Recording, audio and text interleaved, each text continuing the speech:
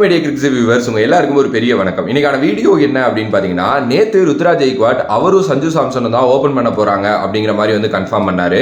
அதுக்கப்புறம் social media ஃபுல்லாவே அதை பத்தின நிறைய பேச்சுகள் தான். என்னப்பா இப்படி ஒரு ஷாக்கிங்கான நியூஸ் சொல்லிட்டீங்க, நாங்க இவ்வளவு நாள் ஆயுஷ் மாத்திரே சஞ்சு தான் ஓபன் பண்ண போறாரு, ருத்ராஜ் கெய்க்வாட் ஒன் டவுன் வர போறாரு அப்படின்லாம் யோசிச்சுட்டு இருந்தோமே அப்படின்லாம் நிறைய பேர் சொன்னாங்க.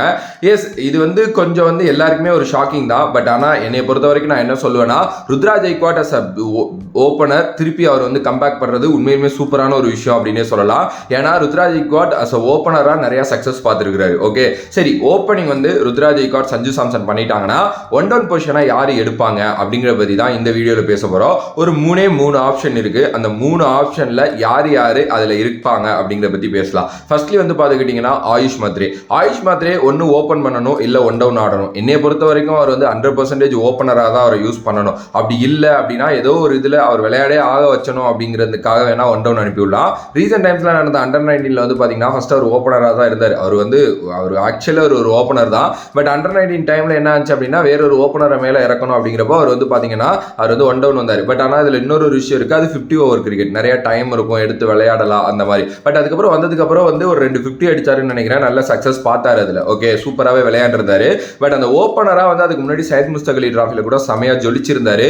சிஎஸ்கேலையும் லாஸ்ட் சீசன் வந்து அந்த ஃபியூ மேட்சஸ் எந்த அளவுக்கு விளையாடினாரு அப்படிங்கிறது வந்து நம்ம எல்லாருக்குமே தெரியும். திருப்பி அவர் ஒன் டவுன் கால இறக்குறது அப்படிங்கிறது வந்து என்னைய பொறுத்த வரைக்கும் அவ்வளவு கரெக்டான விஷயமாங்கிறது தெரியல. ஏன்னா அவரோட பேட்டிங் ஸ்டைலே அந்த எப்படி சொல்றது, அந்த பவர் பிளேயை செட் பண்ணி வச்சுட்டு அங்கேருந்து எடுத்துட்டு போறதுதான். ஸ்ட்ரைட்டா இப்ப பவர் பிளேக்கு அப்புறம் ஒரு விக்கெட் உழுகுது, அதுக்கப்புறம் ஆயுஷ் மாத்ரே வந்து என்ன பண்ணுவார் அப்படிங்கிறதெல்லாம் ஒரு பெரிய கொஸ்டின் மார்க்கா இருக்கும். இன்கேஸ் வந்து அவர் வந்து ஒன் டவுன் இறக்கப்படலை அப்படின்னா அவர் வந்து விளையாடவே வைக்க கூட தேவையில்லை. சாரி, ஓப்பனிங் இறக்கப்படலைன்னா விளையாடவே வைக்க தேவையில்லை. ஏன்னா we have other few options அப்படின்னே சொல்லலாம். எஸ், என்னைய பொறுத்த வரைக்கும் Ayush Mhatre as a opener நல்லா இருப்பாரு.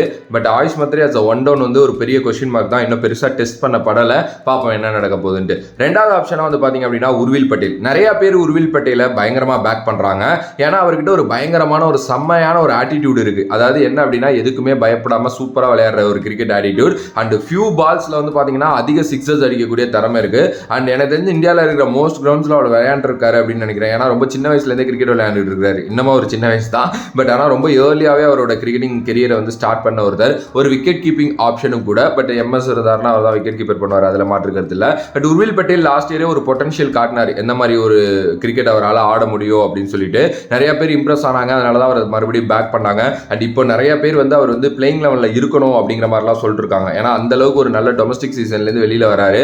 அண்ட் ரீசென்ட் டைம்ஸ்ல நடந்த பிராக்டிஸ் கேம்ஸ்லையும் ரொம்ப நல்லா விளையாண்டுருக்காரு அப்படிங்கிற மாதிரி நம்ம கேள்விப்படுறோம். ஸோ உர்வில் பட்டேல் எனக்கு தெரிஞ்ச ஒன் ஆஃப் த பெஸ்ட் ஆப்ஷனா அந்த ஒன் டவுன் பொசிஷன்ல இருப்பாரு அப்படின்னு நினைக்கிறேன். என்னோட அண்ணன் ஒருத்தங்க இருக்காங்க, நிறைய அவங்களுக்கு கிரிக்கெட் தெரியும், நிறைய தமிழ்நாடு கிரிக்கெட்டை ஃபாலோ பண்ற ஒருத்தங்க, கூடவே டிராவல் பண்ற ஒருத்தங்க. அவங்கள்ட்ட நான் பேசினப்போ அவங்க அதான் சொன்னாங்க, உர்வில் வந்து நெட்ஸ்ல வந்து பயங்கரமா ஆடிட்டு இருக்கிறாரு, உர்வில எல்லாருமே பெருசா பாக்குறாங்க, நல்லா இம்ப்ரெஸ் பண்ணிட்டாரு actually. So Urvil Patel maybe playing லெவல்ல இருப்பாரு அப்படிங்கிற மாதிரி அவங்க சொன்னாங்க. ஸோ உர்வில் பட்டேல் பிளேயிங் லெவல்ல இருக்கிறாரு அப்படின்னா எனக்கு தெரிஞ்ச ஒரு ஒன் டவுன் பொசிஷனை விட எந்த வேற பொசிஷனுமே வந்து பாத்தீங்க அப்படின்னா கரெக்டான பொசிஷனாவே இருக்காது. So Urvil Patel as a one down position எனக்கு தெரிஞ்சு செமையா கிளிக் ஆகும் அப்படின்னு நான் நினைக்கிறேன். ஸோ உர்வில் பட்டேல் எனக்கு தெரிஞ்ச ஒரு பெஸ்ட் ஆப்ஷன். அதுக்கு அடுத்தபடியாக the last but not least Sarfaraz Khan. எனக்கு என்னமோ இந்த வாட்டி சர்ஃப்ராஸ் கானுக்கு நிறைய வாய்ப்புகள் கிடைக்க போகுது அப்படின்னு நினைக்கிறேன். கிடைக்கிற வாய்ப்புகளை கரெக்டாக கிராப் பண்ண போறாரோ சர்ஃப்ராஸ் கான் அப்படிங்கிற மாதிரி தான் எனக்கும் என்னோட உள் மனசு பயங்கரமா தோணிட்டு இருக்கு.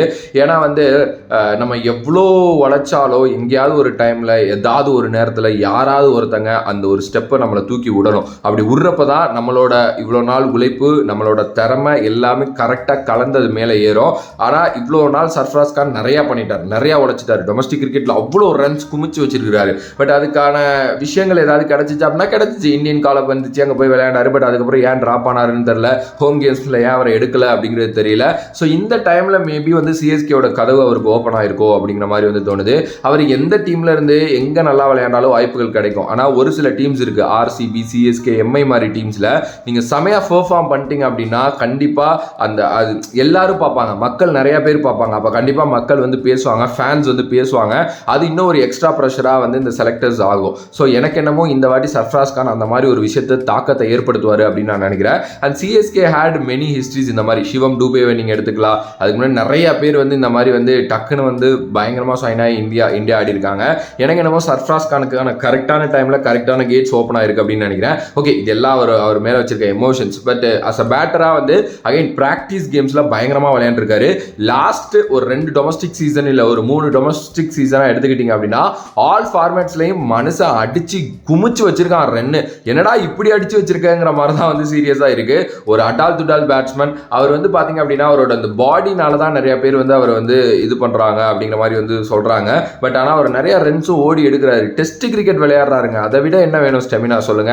ஸோ செமையான ஒரு பிளேயர் அவர் ஆக்சுவலி. அண்ட் நான் வந்து சிஎஸ்கேல எடுத்ததுனால ஹைப் பண்ணலை. நீங்கள் போயிட்டு என்னோட நிறையா வீடியோஸில் பாருங்கள். சர்ஃப்ராஸ் கான் பற்றி நான் நிறையா பேசியிருப்பேன். ஏன்னா எனக்கு ரொம்ப பிடிக்கும். அவர்கிட்ட ஒரு நல்ல ஒரு ஆட்டிடியூட் இருக்கும். நீங்கள் ஒரு முதல் மேட்ச்சில் வந்து பார்த்தீங்க அப்படின்னா ஒரு புல் ஷாட் அடித்து அவுட் ஆகுறீங்கன்னு வைங்களேன். அடுத்த மேட்சஸில் வந்து அந்த புல் ஷாட் அடிக்கக்கூடாது, கொஞ்சம் வந்து கான்சியஸாக இருக்கணும் அப்படின்னு நம்ம யோசிப்போம். ஆனால் அந்த புல் ஷாட்டே திருப்பி அடிப்பான், அதே பவுலராக திருப்பி அடிப்பான். அவன் தான் சர்ஃப்ராஸ் கான். அந்த மாதிரி ஒரு ஆட்டிடியூட் இருக்கிற ஒரு பிளேயர். அதை சக்ஸஸ் பண்ணுவான், திருப்பி அவுட் ஆக மாட்டான். ஸோ நல்ல எக்ஸ்ட்ரானரியான ஒரு டேலண்ட். அதான் நான் ஃபர்ஸ்ட்லேயே சொன்ன மாதிரி அந்த வாய்ப்புகள் கிடைக்காம தான் இருந்துச்சு. மேபி இந்த வருஷம் எனக்கு தெரிஞ்சு ருத்ராஜ் கெய்க்வாட் அண்ட் சர்ஃப்ராஸ் கானுக்கான வருஷமாக இருக்குமோன்ட்டு என்னோட உள் மனசில் இருக்கிற அந்த மணியரசன் சொல்லிக்கிட்டே இருக்கான். ஸோ பார்ப்போம் என்ன நடக்க போகுது அப்படின்னு சொல்லிட்டு. இந்த 3 ஆப்ஷன் தாங்க. இதை தவிர maybe Matthew Short. But Matthew ஷாட்டுக்கு வாய்ப்பு இருக்காது, பிகாஸ் அவர் ஒரு ஃபாரின் ஆப்ஷன் அப்படிங்கிறதுனால. ஸோ அதனால் இந்த 3 ஆப்ஷனில் ஏதாவது ஒருத்தங்க வந்து போயிடுவாங்க. என்னோட personal point of view Sarfaraz Khan or Urvil Patel போகிறது நல்லது, 1 டவுன்ங்கிறதுனால. ஆயுஷ் மத்ரி as ஓப்பனர் தான் எனக்கு தெரிஞ்சு பெஸ்ட்டு. மேபி உங்களுக்கு வாய்ப்புகள் வந்து சரி இது வேறு மாதிரி இருக்கலாம். ஸோ நீங்கள் என்ன நினைக்கிறீங்க அப்படின்னு சொல்லிட்டு மறக்காமல் கமெண்ட் பாக்ஸில் கமெண்ட் சொல்லுங்கள் உங்களோட ஒப்பீனியனை. அண்ட் இந்த மாதிரி என்ன வீடியோஸ் வேணும் அப்படிங்கிறதை கமெண்ட் பண்ணுங்கள். உங்களுக்கான வீடியோ உங்களை வந்து சேரும். ஸோ வேறொரு வீடியோவில் வேறொரு கான்செப்ட் வந்து உங்களுக்கு செஞ்சேன். And then back from this VJ Mani. Love you all, stay safe மக்களே. நன்றி, வணக்கம்.